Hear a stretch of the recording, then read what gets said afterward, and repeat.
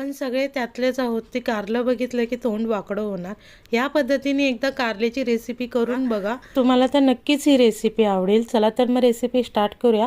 Cooker घ्यायचा आहे. कुकरमध्ये कारले, अखंड कारले, फक्त शेंडा काढून टाकायचा आहे.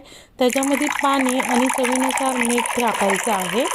मीठ टाकून कुकरला झाकण लावून आपण त्याचे 3 ते 4 शिट्ट्या करून कारलं चांगलं शिजवून घेणार आहोत. कारलं शिजतच आहे, कुकर आपला थंड होतच आहे. तोपर्यंत आपण मसाले बघूया. मसाल्यामध्ये मी खडा मसाला घेतलेला आहे. त्याच्यामध्ये 2 चम्मच धन, 1 चम्मच जिरं, लसूण, 10 ते 15 काळी मिरी आणि 10 ते 15 लाल मिरची घेतलेले आहे. 2 चम्मच लोणचं घ्यायचं आहे आणि 3 ते 4 मीडियम आकाराचे कांदे कापून घेतलेले आहेत.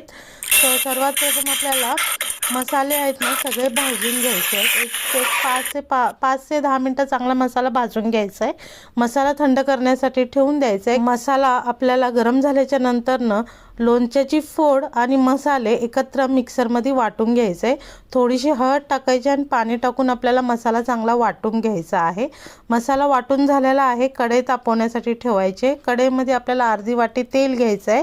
त्याच्यामध्ये तडतडण्यासाठी मोहरी टाकायची आहे आणि कांदा चिरला होता तर त्याच्यामधला अर्धा कांदा मी घालून घेतलेला आहे. कांदा चांगला गुलाबी होऊपर्यंत परतून घ्यायचा आहे. तोपर्यंत आपले कारले शिजलेले आहेत.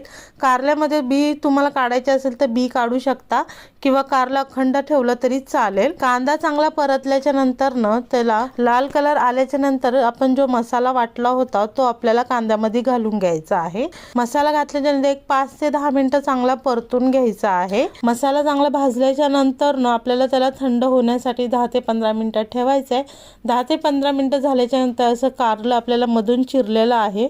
मधून चिरून त्याच्यामध्ये घालून असं पॅक करून ठेवून द्यायचं आहे. सगळे कारले मी तसेच करून घेते. कढई तापवण्यासाठी ठेवायची आहे. त्याच्यामध्ये अर्धा वाटी तेल घ्यायचं आहे.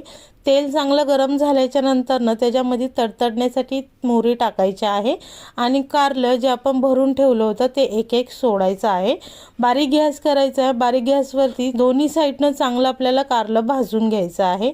चमच्याच्या साहाय्याने अलटी पलटी करून कारलं आपलं चांगलं भाजून घ्यायचं आहे. कारलं आता आपलं चांगलं भाजल्याच्या नंतर आपण सर्विंग डिशमध्ये काढून घेऊया. माझी आजची रेसिपी जर तुम्हाला आवडली असेल तर प्लीज जाऊन एक लाईक करा, शेअर करा, कमेंट करून सांगा आजची रेसिपी कशी वाटली आणि हो बेल आयकॉन दाबायला विसरू नका. Thank you so much.